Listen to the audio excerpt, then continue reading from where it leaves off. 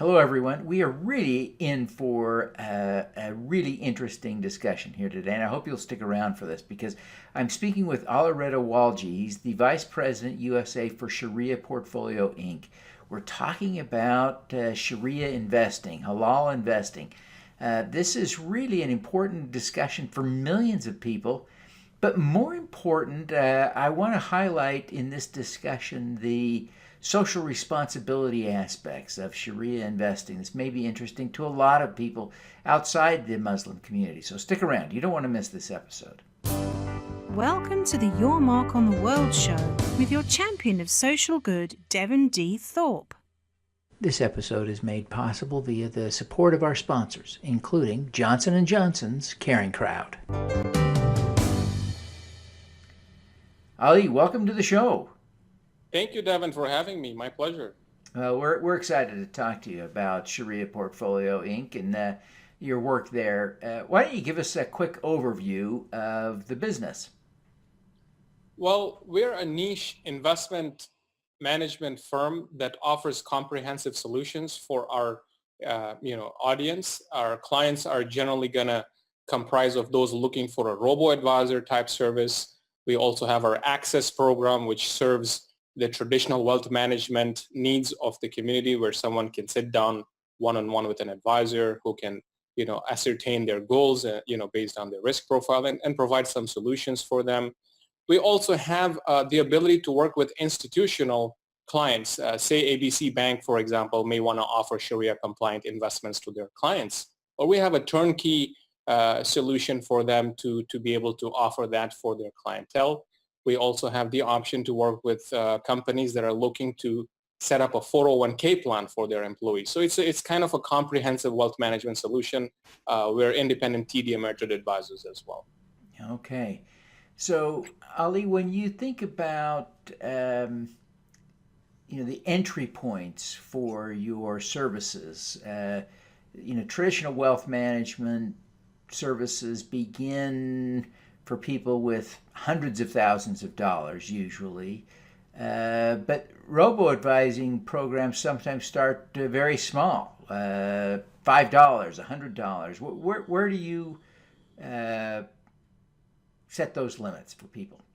Right. So just to take a step back, our CEO, Nishad Virji, when he started this company, what really got him into this space was his experience in the hedge fund business. He used to manage a hedge fund and was very successful for quite some time. And at the time, there really was not a whole lot of choices in the investment space for the advisory business, for those looking for Sharia compliant ethical investment solutions. So as a result, he wanted to get away from the hedge fund model and get into the advisory business so that we can offer this type of service to the mass population. There is estimated 3.45 million as of 2017. That's the number of Muslims, and it's projected to hit 8 million by 2050. So we know that the demand is there.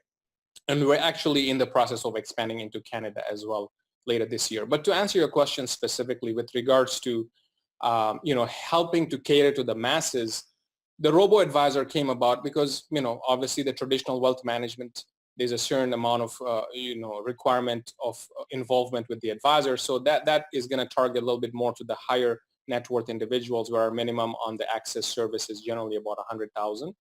However, the robo-advisor is able to cater to the smaller, starting point demographic, and it has the capability to handle large volumes as well. But we start out generally with about $1,000 on the robo-advisor side as well. Fantastic. One of the challenges for Sharia compliant investing is finding a way to earn a fixed income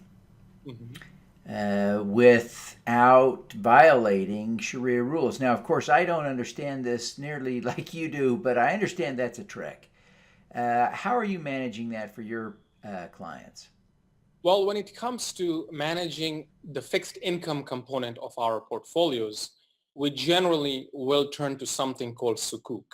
Sukuk is basically an asset-backed, product that is available in smaller chunks for our clients, because traditionally Sukuks would be sold in blocks of 200,000 or more, but we're able to get them in smaller sizes for our clients, and that takes care of the fixed income component.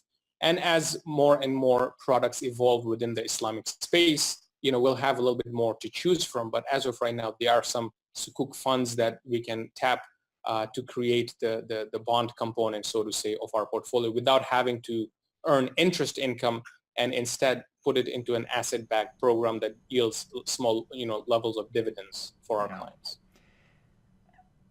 Ali, a lot of people outside the Muslim community would be interested in your portfolios because of the screens you use and the social agenda, the social responsibility things. Tell us a little bit about how you screen your portfolios.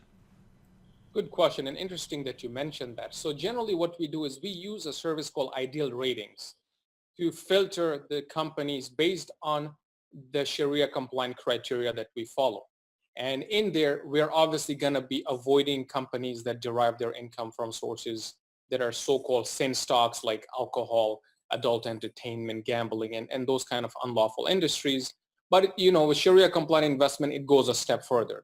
And I think this is where we bring a lot more value for the clients, not just those who care about SRI investing, but those who may also care about protecting and having a little bit more protection on their principal.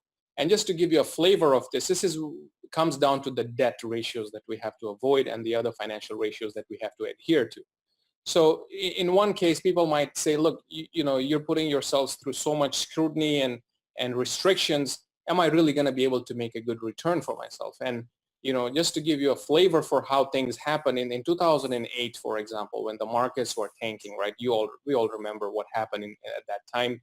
The broad market had declined about 37%. At that time, we were affected as well, no doubt, but we were only down about 24%. And we can attribute, and that's also just on the aggressive strategy. So we attribute some of the success in this regards, with regards to downside protection, due to the fact that we avoid leverage industries. We avoid companies that have too much debt. And that in and of itself is a value, not just for the Muslim investors, but for anyone who is looking for downside protection. So Sharia compliant investing, we feel, is the best way to hedge against leverage.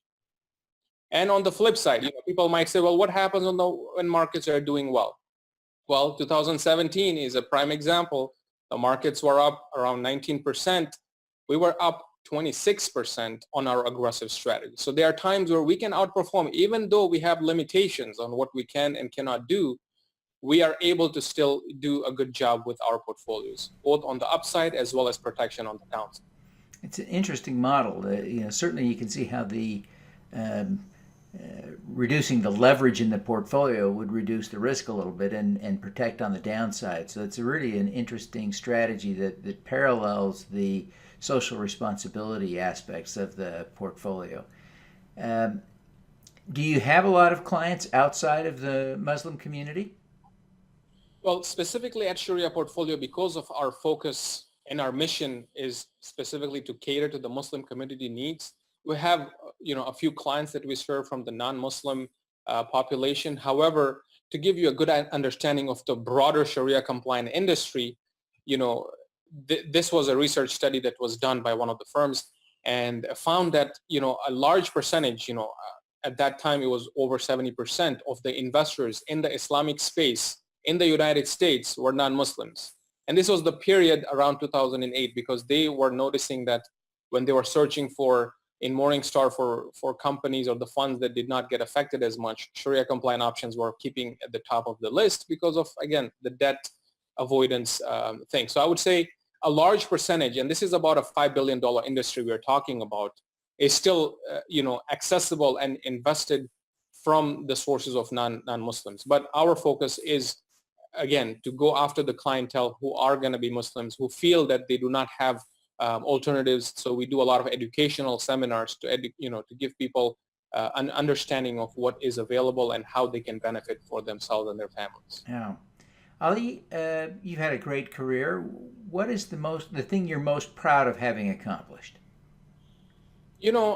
I would say that I've been able to help grow the AUM for our business. When I joined, our company, our AUM was not at the level that we would have liked it to be. And every company will always strive for more AUM. However, I would be very fortunate to have entered this industry at the right time, and I'm happy that with the team that I've been able to manage, we've actually doubled the AUM since 2014 when I initially joined. And I think we're on track to doubling that before end of this year, and just with all the different initiatives that we're working on. What is the most important lesson you've learned during your career? It is that we should try and remain humble in everything that we do. A lot of people may get arrogant or might feel, a certain level of pride because of the accomplishments. And I always tell myself that nothing comes from myself or from our intrinsic abilities. I think everything we have has been gifted to us by God, and we should be grateful for the opportunities and the strengths that we have, because that is really what helps us drive and do the work that we do. Ali, why is this work so important to you that you've devoted your career to it now? Interesting that you asked that as well, because, I did not come from a financial services background. I was a pre-med student once upon a time, heading to med school. Not too long ago, I was studying for my MCATs. And something or the other happened that got me into the business field. I worked in the mortgage space for a little bit. And, at the time, I was working and living in Minnesota. So Naushad Virji, our CEO of ShariaPortfolio, was visiting me was visiting Minnesota, and I got a chance to pick his brains. And I said, why don't you take a look at my 401k plan? You're in the wealth management space. Why don't you give me some feedback? And he was quickly able to spot all the non-halal elements within my 401k account. And that got me thinking that, look, on the one hand, we all strive to, eat halal meat and halal chicken. And for those who are not aware of this, the Jewish community has certain standards for kosher. So the same way Muslims have certain criteria that needs to be met before they eat their food, for example. But what we notice is that many people care about following and living a halal lifestyle, but may not necessarily care about or understand that their portfolios may not necessarily align within their value system. So that really got me thinking, and that was the initial journey that got me into ShariaPortfolio.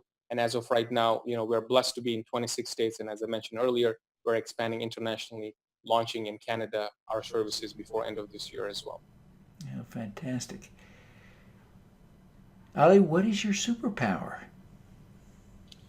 I was thinking about that question, and I was trying to come up with an answer that might be happy for our audience. But to really tell you the truth, it comes down to how we engage and work with people. One thing that people may not know about me, and this is not to toot my horn or anything, but I was blessed to have good health. I came from a time where I was struggling with health, and God put me in the right place. And in 2016, there was a family in Houston that was in need of a kidney. And I was telling my wife, I heard there's amazing food in Houston, and I've not really visited the state. Why don't we go, check it out, and at the same time, get tested for whether or not I'm a candidate that might be able to help this family. So I took it upon myself to get tested, and my wife knows I'm known to do some crazy things sometimes, and this might have fallen into that category. And lo and behold, I think it was a sign from God that I was actually one of those that, when we did the testing, was 100% match. So, long story short, 2016 August is when I ended up following through with the procedure, and it's been 2 years, and I'm blessed. So I don't know if you call that superpowers or not. I think that's a superpower. Yeah, that's great. That's fantastic. Thank you so much for sharing that, Ali. That's a very personal and important insight. Ali, I appreciate you taking the time to be with us today. Before you go, would you take just a minute and tell people how they can learn more about ShariaPortfolio Inc. and how they can connect with you personally? Well, we have the best way that I would recommend for our audience to follow us is to first visit our website. We have a ton of amazing information that would benefit them and their families in their financial journey. Our website is www.ShariaPortfolio.com. They can also give us a call at 888-HALAL-STOCKS. That's very easy to remember, 888-HALAL-STOCKS. Or they're welcome to visit us on our social media channels. They can reach out to me personally on LinkedIn, Facebook, or Twitter. And they're welcome to also send in an inquiry into our website if they do decide to visit us and want to chat with one of our advisors. We offer free consultations. So that's how I would recommend for the audience to connect with us. Fantastic. Well, Ali, thank you so much for taking the time to be with us today. We wish you every success in continuing to grow your business. Thank you, Devin. We appreciate you having us on the show. All righty. Let's do some good.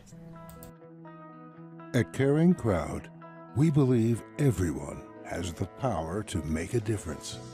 Through our crowdfunding platform for community health, we empower passionate people to drive real change. Whether you work for a nonprofit organization, volunteer, or want to get involved for the first time, you can post a campaign on Caring Crowd. Join us, because caring is where change begins. Thank you for listening. Devin Thorpe's mission is to end extreme poverty, improve global health, and mitigate climate change before 2045 by finding and sharing the stories of those who are doing the most good.